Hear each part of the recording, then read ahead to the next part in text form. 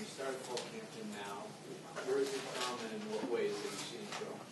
I think the biggest growth's been in the communication.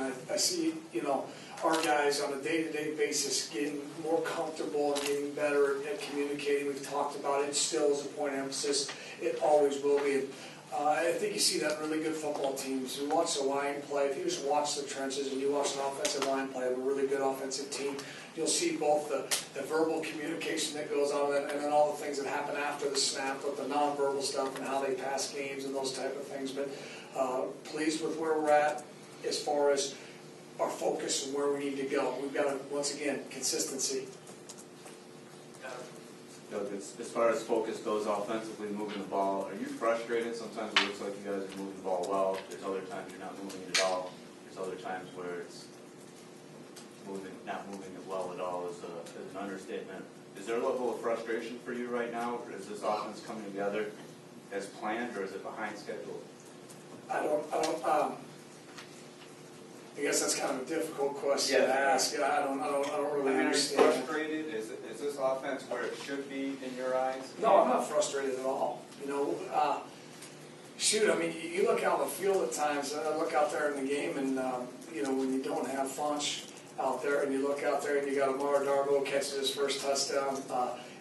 DeMario Jones comes in, catches his first pass, big third down conversion. You look at a true freshman left tackle. Devin in his third game in a new system. At times we're playing Khalid at tight end. If you just look at the youth out there, there is going to be a growth process.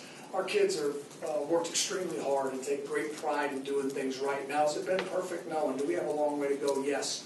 But the intention is there, the focus is there, the want to is there, and we just got to continue to improve. Last week you mentioned infancy stages. Would you say maybe it's like, for another baby analogy, is it crawling now? Well, we took another step. We took a step in the right direction. Still, we know as a group that consistency's got to be better. But at times, you see us do some things very, very well.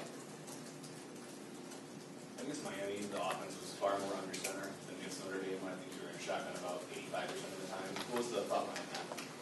Well, like I said before, we're going to try and devise a plan each and every week to give our guys the best chance for success. And when you look at Notre Dame, when you fall behind in a game like that, obviously sometimes it changes your backfield sets, the things you want it to do.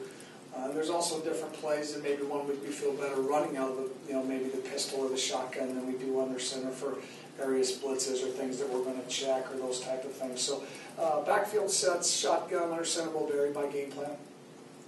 Brennan, over your right. I guess with Funchess being out, in terms of it's slightly obvious of just him being able to score touchdowns and things like that. It seems like the one of his biggest attributes is as like a bailout. If nothing's really happening, you can throw it up to him and kind of let him hopefully make a play on the ball. When you don't have a guy like that, does that kind of set up an offense for, maybe that's how mistakes can happen, is when you don't have that I hope we're not letting you coach the quarterback this week, because we don't teach just throwing up the punch when things aren't going well. I wouldn't do that either. I would take the job. Yeah, that's a good one. I think the biggest thing, you can get played a little bit differently when you have a receiver of his caliber of play. It forces people to respect you on the perimeter.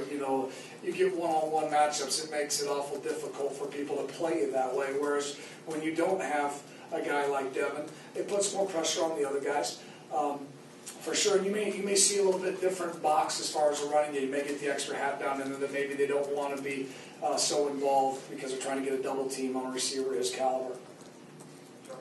You always want to control the ball on offense, but does that ramp up when you're playing a team that loves to up-tempo and have a ton of possessions?